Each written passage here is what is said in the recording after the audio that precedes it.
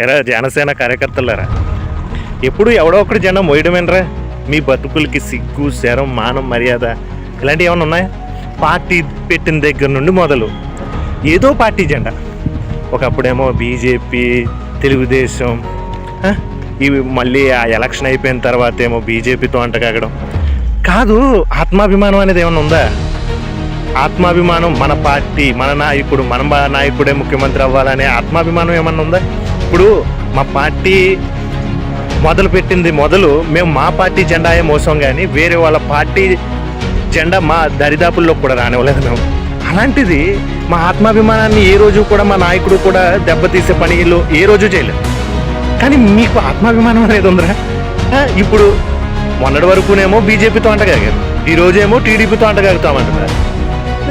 సిగ్గు, శరం, మానం, మర్యాద ఉన్న ఏ ఒక్కడు కూడా ఈరోజు టీడీపీతో అంటగాగే పరిస్థితి లేదు.